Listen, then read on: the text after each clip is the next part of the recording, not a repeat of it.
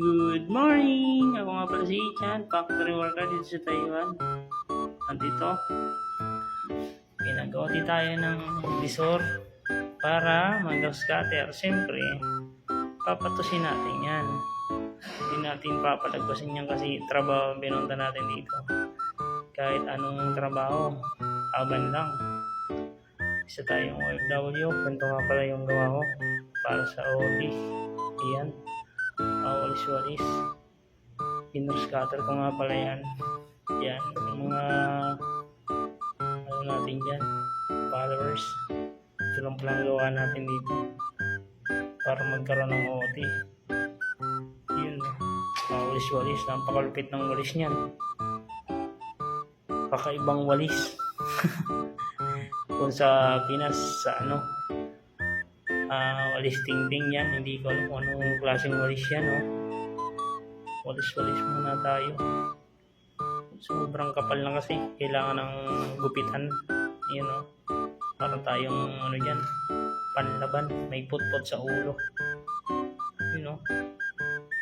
Kung yung mga nagtatanong dyan kung malamig daw dito sa Taiwan, masabi ko, para lang kayo nasa Pilipinas. Mainit din, sobra. Kita nyo naman, basang-basa ang pawis dyan, oh. Basang-basa ako ng pawis dyan. Napakainit. Oh, para akong hardinero eh. Pero ang totoo, factory worker ako dyan, mga para, yun, oh. Oh, flex ko lang ang kanilang walis dito. Napakalupit. Yun, oh. Titingin ako, baka tinitingnan ako nung nagja-jogging tatay. Yung mga matatanda nga pala dito, ang lalakas pa ng katawan, yung mga jogging pa sila. Hapon na nga pala yan, guys.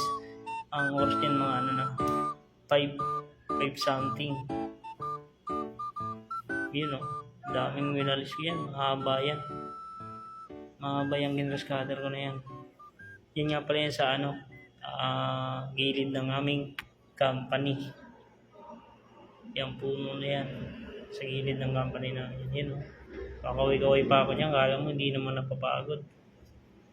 Sobrang init yan. Yan, oh. Flex na tayo ng pawis. Yan, ako nga pala yung ano, nag-scatter na yan.